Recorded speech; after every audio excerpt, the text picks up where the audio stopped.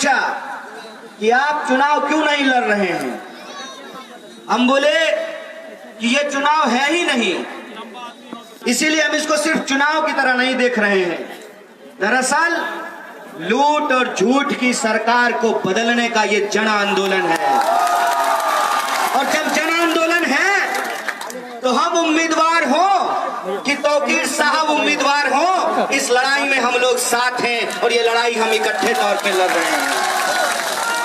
कई बार लोगों ने मुझसे पूछा कि आपको बहुत कम सीट मिली है। हम बोले बिरयानी खाए हो? अब बिरयानी में अगर तेजपत्ता कहे कि चावल की मात्रा में हमको कम डाला गया है तो ज्यादा डाल देंगे तो बिरयानी का स्वाद नहीं बिगड़ जाएगा। कानपुर के तमाम आम आवाम को मैं अपना क्रांतिकारी सलाम पेश करता हूँ।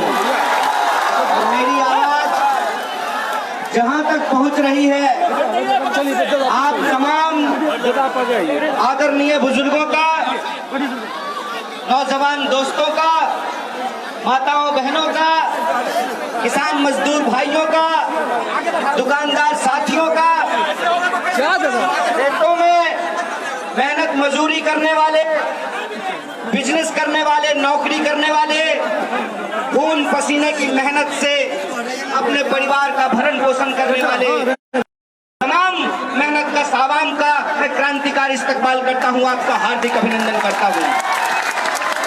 दोस्तों, जब कभी कोई सभा का आयोजन होता है तो जो लोग मंच की अध्यक्षता कर रहे होते हैं, मंच की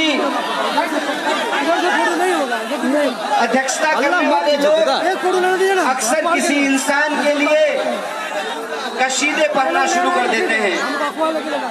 अच्छा लगता है कई बार लोगों को सुनने में, लेकिन हकीकत ये है कि जैसे झील सी आंखें नहीं होती हैं, उसी तरीके से कोई लड़ाई एक इंसान से नहीं लड़ी जाती है। आज अगर यहाँ हम लोग खड़े हैं और किसी न्याय के लिए, हक हूक के अपनी आवाज को बुलंद कर पा रहे हैं, तो ये आपकी मोहब्बत है, ये आपका आशीर्वाद है, ये आपकी दुआएं हैं। इसीलिए ये जो लड़ाई पूरे देश में न्याय और हक के लिए, जय जवान जय किसान और जय संविधान के लिए छिड़ी है, ये लड़ाई एक इंसान की लड़ाई नहीं है, ये लड़ाई पूरी की पूरी मानवता और इंसानियत को बचाने की लड़ाई है। और इसमें कोई शक की बात नहीं है कि जब कोई भी इस तानाशाही जुल्म के खिलाफ, इस तानाशाही सरकार के खिलाफ बोलने को तैयार नहीं था, तो मैं फख्र से आपको कहना चाहता हूं कि हमारी यूनिवर्सिटी के टीचर ने, हमारी यूनिवर्सिटी के कर्मचारियों ने और हमारे यूनिवर्सिटी के मौजूदा छात्रों ने और पुराने छात्रों की बदौलत जो इस मंच पे बैठे हुए हैं, इस लड़ाई का आगाज किया गया। और आज देखिए कि सिर्फ जेएनयू में नहीं, पूरे देश में झूठे साहब का मजाक उड़ाया जा रहा है, उनका मीम बनाया जा रहा है। सुने हैं आजकल साहब बिहार के दौरे पर आए हैं और साहब ने कहा है कि डबल इंजन की सरकार है। झूठ बोलना इनकी फितरत है, इसमें कोई नई बात नहीं है। लेकिन एक बात बताइए, जो सरकार रेलवे बेच रही हो, जो सरकार ट्रेन बेच रही हो, उस सरकार में इंजन सुरक्षित रहने वाला है? नीतीश जी समझ रहे हैं और गाना गा रहे हैं, क्या से क्या होगा भाजपा तेरे प्यार में। ये बात मैं क्यों कह रहा हूं? नीतीश जी ने कहा था कि भाजपा का मतलब होता है, बीजेपी का मतलब होता है बड़का झूठा पार्टी। ये नीतीश जी ने कहा है। और उसी नीतीश जी ने यह भी कहा कि मिट्टी में मिल जाएंगे लेकिन भाजपा में नहीं मिलेंगे। अब अगर वो भाजपा में मिल गए हैं तो बेचारे अपने आप मिट्टी में मिल गए हैं। आप देखिए कि कितनी चालाकी से ये जो नड्डा है, ये नड्डा चिराग जला करके नीतीश जी के लिए गड्ढा खोद रहा है। अब समझ में नहीं आ रहा है कि एक इंजन है कि दो इंजन है। इंजन एक हो या दो, इतना तो तय हो गया है, एक ड्राइवर और दो खलासी है। एक तरफ से खलासी कह रहा है हटो स्टीयरिंग पे हम बचेंगे, दूसरी तरफ से दूसरा खलासी कह रहा है कि हटो कुर्सी पर हम बैठेंगे।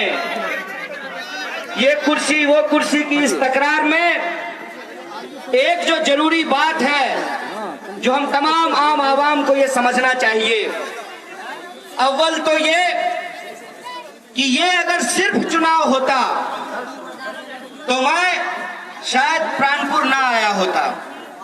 ये मैं सच बात आपको बता रहा हूं और मुझे झूठ बोलने की आदत नहीं है, क्योंकि झूठ बोल करके देश का प्रधानमंत्री नहीं बनना है। ये सच बात इसलिए है कि मैं नहीं है। मुझे बहुत सारे लोगों ने पूछा कि आप चुनाव क्यों नहीं लड़ रहे हैं। हम बोले कि ये चुनाव है ही नहीं, इसीलिए हम इसको सिर्फ चुनाव की तरह नहीं देख रहे हैं। दरअसल लूट और झूठ की सरकार को बदलने का ये जन आंदोलन है, और जब जन आंदोलन है तो हम उम्मीदवार हो कि तौकीर साहब उम्मीदवार हो, इस लड़ाई में हम लोग साथ हैं और ये लड़ाई हम इकट्ठे तौर पे लड़ रहे हैं। कई बार लोगों ने मुझसे पूछा कि आपको बहुत कम सीट मिली है। हम बोले बिरयानी खाए हो? अब बिरयानी में अगर तेजपत्ता कहे कि चावल की मात्रा में हमको कम डाला गया है तो ज्यादा डाल देंगे तो बिरयानी का स्वाद नहीं बिगड़ जाएगा। और बिरयानी में कौन कह सकता है कि किसके बिना उसका जायका बना रहेगा? अरे गरम मसाला भी उतना ही जरूरी है, चावल भी उतना ही जरूरी है, मीट भी उतना ही जरूरी है, और नमक अगर थोड़ा ज्यादा हो जाए या थोड़ा कम तब भी स्वाद बिगड़ जाता है। ये जो 5 पार्टियों का गठबंधन है, इसमें हम सीटों की संख्या नहीं देख रहे हैं। ये 5 उंगली है, अलग अलग है, कोई छोटी है कोई बड़ी है, लेकिन इस 5 उंगलियों को जब हम इकट्ठा कर देते हैं तो ये मुट्ठी बन जाती है। ये एकता का प्रतीक है और ये एकता हमने कायम किया है सिर्फ और सिर्फ इस बात के लिए कि हम बिहार की सरकार बदलना चाहते हैं। हम चाहते हैं कि बिहार में महंगाई और दंगाई को एक साथ रोका जा सके, इसीलिए हमने ये एकता कायम की है। हमने ये एकता इसलिए कायम की है कि 2 की लड़ाई में हम तीसरे को फायदा नहीं पहुंचाना चाहते हैं। 2 की लड़ाई में हम तीसरे को इसलिए नहीं फायदा पहुंचाना चाहते हैं कि बचपन में स्कूल में एक कहानी पढ़ाई गई थी। एक सेठ बीमार था और उस सेठ के 4 बच्चे थे। चारों बच्चे अक्सर आपस में लड़ा करते थे। सेठ को चिंता हो रही थी कि अगर मैं मर गया तो ये घर बार बिजनेस संभाल के नहीं रख पाएंगे, क्योंकि ये चारों भाई आपस में लड़ते रहते हैं। सेठ बेड पे पड़ा हुआ था, नौकर पंखा झल रहा था और उसके मन में लगातार विचार चल रहा था इन चारों भाइयों को इकट्ठा कैसे करें। फिर उसके मन में एक ख्याल आया और चारों बेटे को बारी बारी से बुलाया और एक एक लकड़ी दी, कहा इसे तोड़कर दिखाओ। चारों बेटों ने बड़ी आसानी से उस एक एक लकड़ी को तोड़ दिया। फिर चारों भाइयों को इकट्ठा बुलाया, 4 लकड़ी साथ करके एक एक भाई को उसे तोड़ने के लिए कहा। कोई भाई उसको तोड़ नहीं पाया। बेटों ने बाप का संदेशा समझ लिया, वो यह बात समझ गए कि भाई अगर आपस में लड़ते रहे तो कुछ भी बचने वाला नहीं है। इसीलिए इसीलिए एकता में बल होता है, एकता में शक्ति होती है। अगर हम बिहार बदलना चाहते हैं तो हमको इस बात की महत्वाकांक्षा नहीं होनी चाहिए कि हम विधायक बनेंगे कि नहीं बनेंगे।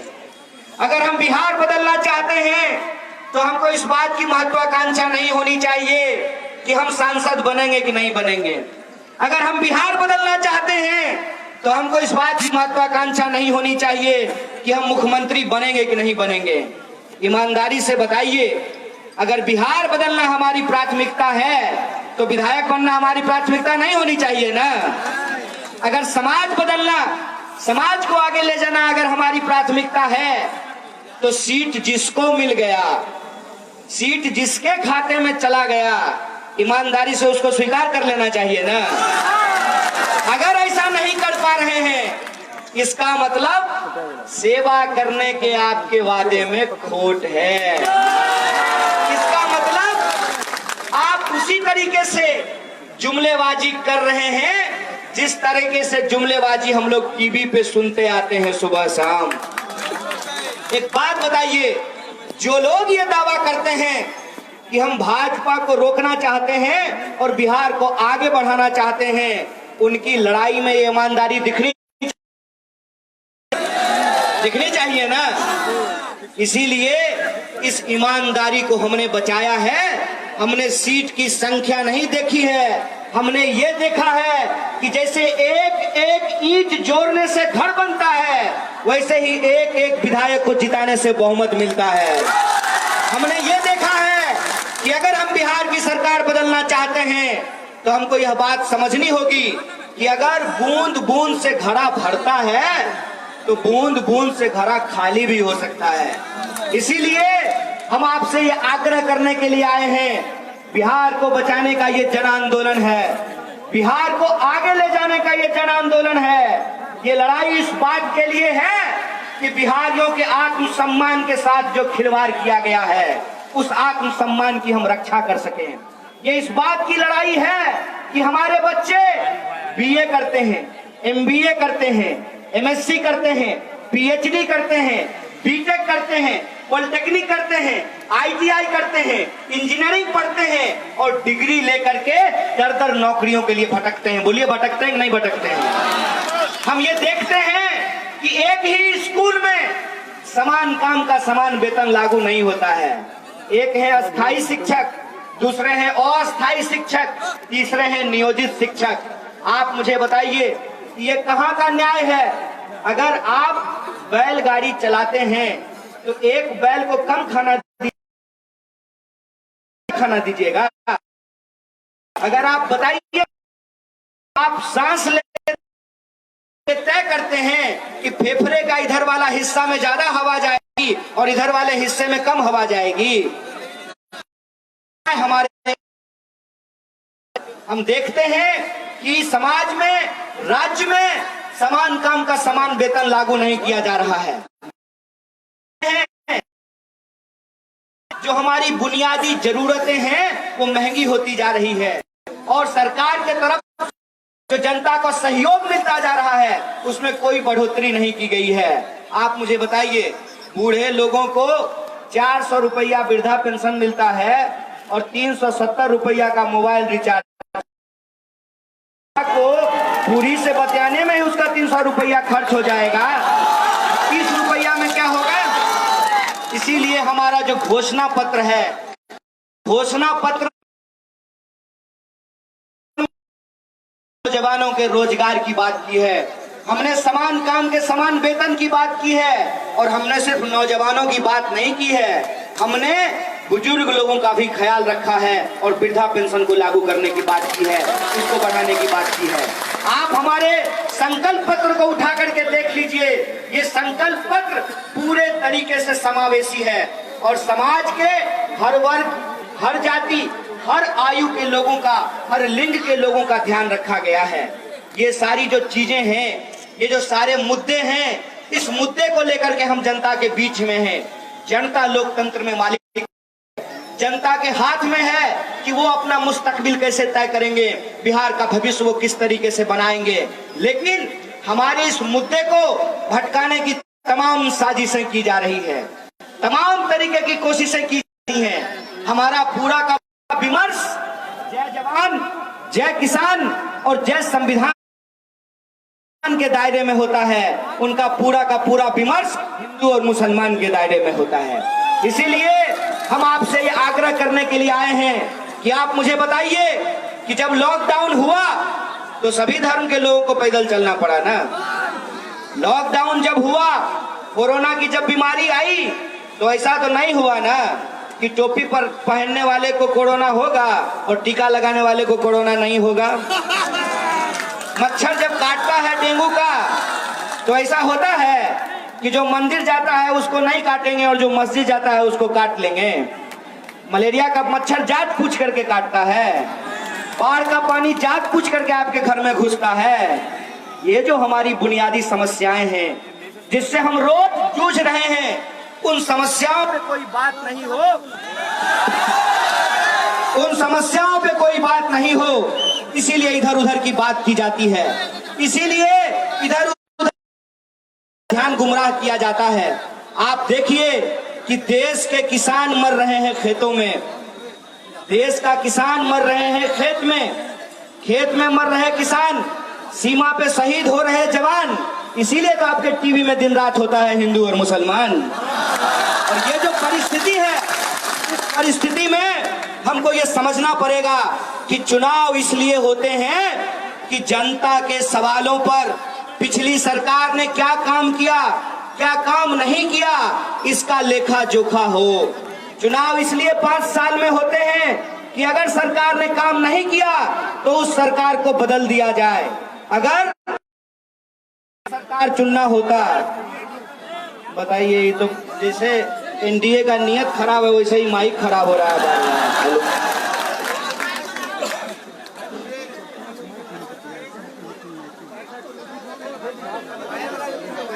माइक वाला यहाँ पे लीजिए।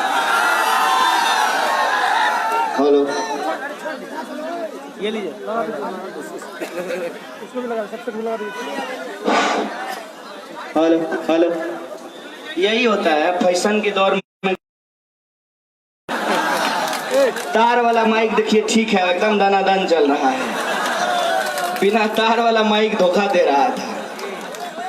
मैं ये कह रहा था कि 5 साल में सरकार को बदलने का प्रावधान क्यों किया गया है।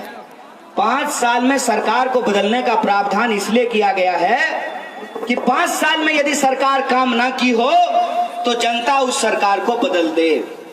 और वक्त के साथ सरकार बदलते रहना चाहिए। अगर वक्त के साथ सरकार नहीं बदलती है तो सरकार निरंकुश हो जाती है। जैसे तवा पे आप रोटी को 15 मिनट छोड़ दीजिएगा तो रोटी जल जाएगा, जलेगा कि नहीं जलेगा? तो 15 मिनट में रोटी जल जाता है तवा पर। अब 15 साल में गद्दी पे बैठे हुए लोगों का दिमाग नहीं जल गया होगा, लोगों का दिल नहीं जल गया होगा। इसीलिए वक्त के साथ सरकार बदलते रहना चाहिए। लेकिन सरकार बदलने का ये ताकत किसके पास है? पक्का कुछ लोगों को लगता है टीवी के पास है ये ताकत, कुछ लोगों को लगता है हेलीकॉप्टर के पास है ये ताकत, कुछ लोगों को लगता है कि झूठ के पास है ये ताकत। इसीलिए मैंने आपको कहा कि ये जन आंदोलन है बिहार को बचाने का, ये जन आंदोलन है जमहूरियत की रक्षा का, ये जन आंदोलन है अपने मुद्दों को, चुनाव का, अपने मुद्दों को जिताने का और आपके मुद्दों को भटकाने वाले इस बात का जन आंदोलन है।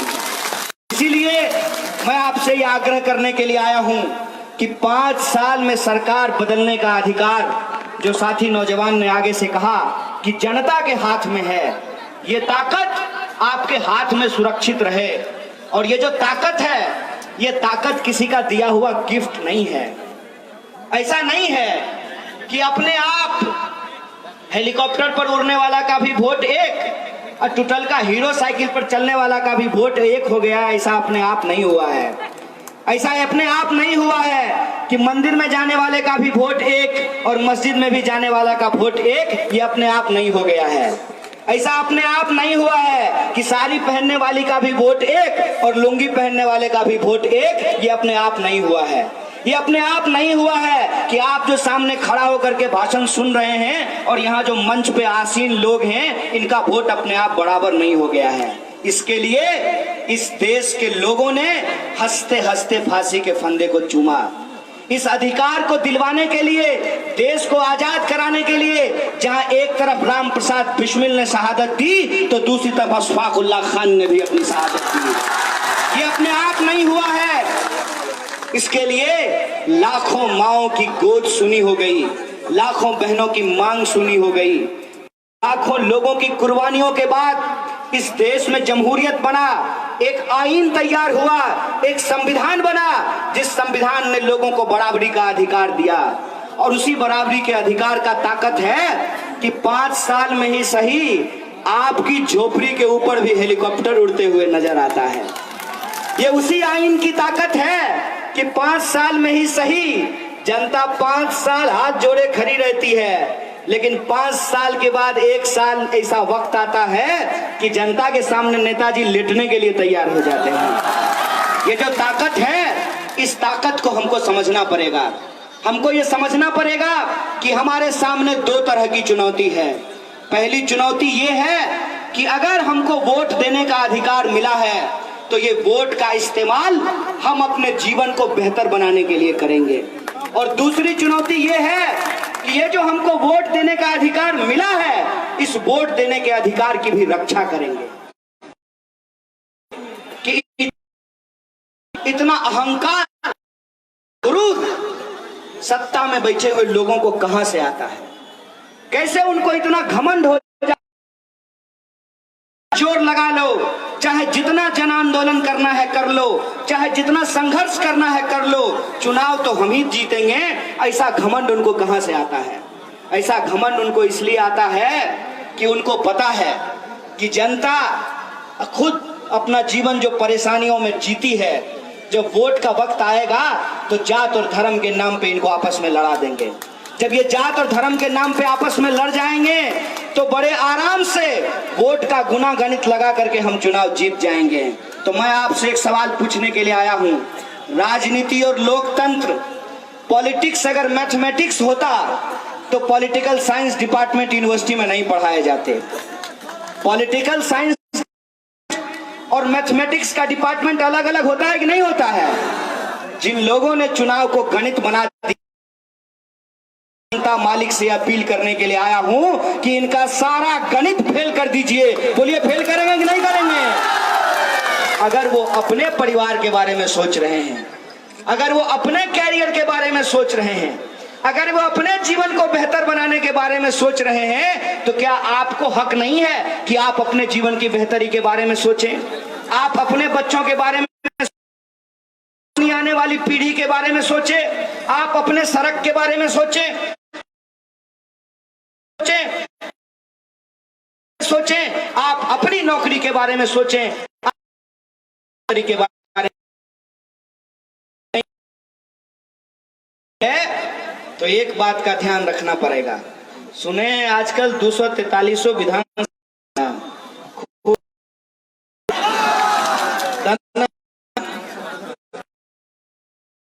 कोई खिला रहा है तो खा लीजिए, क्या दिक्कत है? मुर्गा भात अगर कोई खिला रहा है तो खा लीजिए। वैसे भी वो अपने मौसा के घर से तो आपको खिलाना नहीं, आप ही का पैसा है, आप ही की होती है, उसी से जो माल छापता है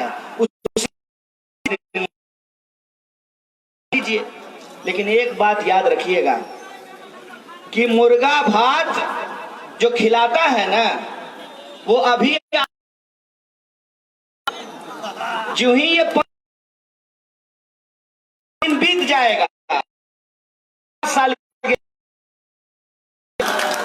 अगर आप चाहते हैं कि आपके इंसान होने का, तो यदि के इस देश मुल्क का अगर मुस्तकबिल तय करना चाहते हैं, इसके चाहते हैं, कहना पड़ेगा कि इस बार का चुनाव बदलाव के लिए होगा और ये बदलाव हम करके रहेंगे। खाली की बात है। तो एक और जरूरी बात ये कि कुछ लड़का लोग सेल्फी खिंचा रहा था। खिंचा दोस्त, कोई दिक्कत पड़ेगी कि खाली हो करने से चुनाव नहीं हो सकता है। डाल दिए, लकड़ी ही लगा होता है। आपकी ही भेष में, आप ही की तरह का वेशभूषा बना करके आप ही के साथ हो सकता है पूजा करता हुआ और नमाज करता हुआ व्यक्ति मिल जाए, आप ही के साथ चाय दुकान मिल जाए और आपको बनने का प्रयास करेगा। इसीलिए एक बात हम लोगों को ध्यान में रखना होगा कि परीक्षा पास करने के लिए अगर 35 नंबर का जरूरत है, पौने 35 नंबर भी लाइएगा तब भी फेल हो जाइएगा, 34.5 नंबर लाइएगा तब भी फेल हो जाइएगा। मार्जिन इतना ज्यादा हो कि दायां बायां करने का भी कोई जगह नहीं बचना चाहिए। ये बात आप अपने दिमाग में डाल लीजिए। और मैं खास करके अपने नौजवान साथियों से आग्रह करता हूं कि चुपचाप कमल छाप हो रहा है, ये बात आप जान लीजिए। ये चुपचाप कमल छाप का इस बार हम लोगों को ढोलक फोड़ देना है। इतना जोर से इनकिलाब के नारे को बुलंद करना है, सारे नौजवानों को मुस्तैद होकर के अपने घर वालों को कोरोना प्रोटोकॉल का पालन करते हुए एक एक वोट गिरवाना है, एक एक वोट पर अपने ध्यान को केंद्रित करना है। कोई वोटर नहीं छूटना चाहिए और मतदान का प्रतिशत इतना पहुंचा देना है कि बेईमानी का कोई जगह नहीं बचना चाहिए, कोई स्कोप नहीं बचना चाहिए। बोलिए, इसके लिए तैयार हैं? पूरी तरह से तैयार हैं? अगर आप सब लोग तैयार हैं तो मैं भी आपको एक भरोसा दिलाना चाहता हूं। आपके बीच में एक नेता के तौर पर मैं यहां नहीं खड़ा हूं। हमारे यूनिवर्सिटी के पढ़ने वाले कई दोस्त मंच पे बैठे हुए हैं। जब भाषण खत्म हो जाएगा तो इत्मीनान से उनसे पूछ लीजिएगा। एक बात हम लोगों को सिखाई गई है, देखिए, गरीब घर में पैदा जरूर हुए हैं लेकिन हमारा ईमान बिकाऊ नहीं है। एक बात आप पूछ लीजिएगा कि किसी को गुमान होगा पहाड़ होने का, किसी को गुमान होगा बड़ा होने का, लेकिन यह धरती दशरथ मांझी की धरती है। हम भी पहाड़ को काट करके रास्ता बनाना जानता है। पूछ लीजिएगा कि किसी भी ताकत के सामने हम लोग झुकने वाले लोग नहीं हैं। यहां खड़ा होकर के आपके सामने कोई जुमला नहीं फेंक रहे हैं। अगर हमारी सरकार बनती है, जो वादा हमने किया है उस वादे को पूरा करने के लिए अगर तौकीर भाई से भी लड़ने का जरूरत पड़ेगा तो एकदम सामने से खड़ा होकर के लड़ेंगे। ये मंच पे खड़ा होकर के बोल रहे हैं और आप लोग इस बात को रिकॉर्ड करके रखिएगा। हम अगर अपना भरोसा किसी इंसान के साथ जता रहे हैं तो इस उम्मीद के साथ जता रहे हैं कि बदलाव की इस लड़ाई में, बदलाव की इस मुहिम में एक मजबूत सिपाही की तरह तौकीर भाई के प्राण की रक्षा, सम्मान की रक्षा करेंगे। और हमारा आत्मसम्मान ये है कि लॉकडाउन के दौरान जो हमको दर्द दिया गया है, जो हमको तकलीफें दी गई हैं, कश्मीर से लेकर आपका गंदगी साफ करें हम, आपके खेतों में काम करें हम, ठेला रिक्शा चलाएं हम, मेहनत मजदूरी करें हम। और जब एक बीमारी आई तो एक वायरस के डर से आपने हमको हमारे ही देश में प्रवासी बना दिया। आपने हमको हमारे ही देश में प्रवासी बना दिया, जहां सालों से काम करते आए थे वहां से ये जो अपमान है, इस अपमान आते हैं और पूरा देश की तरफ देख रही है कि कोरोना काल में करोड़ लोग मतदान करने वाले हैं। ये 12 करोड़ लोग किस मुद्दे पे मतदान करेंगे? कोरोना के दौरान जो उनके साथ अत्याचार किया गया है, वो भयानक दर्दनाक तस्वीर आप लोगों ने देखी होगी कि एक माँ की लाश पड़ी हुई है और एक बच्चा उसका चादर खींच रहा है। वो भयानक दर्दनाक तस्वीर आपने देखी होगी कि अस्पताल में एक इंसान की लाश पड़ी हुई है और दूसरा जिंदा इंसान हाथ में बोतल लेकर के जिंदगी और मौत से जूझ रहा है। वो तस्वीर आपने देखी होगी कि घरों में किस तरीके से बाढ़ का पानी हर साल घुस जाता है। आपने वो तस्वीर देखी होगी, अभी जब मैं रास्ते से आ रहा था तो विकास गड्ढे में पड़ा हुआ था। जब मैं रास्ते से आ रहा पड़ा हुआ था, सारा विकास वैसे भी इनका सड़कों पे ठिठक गया था, उसको गांव का रास्ता भूल गया था।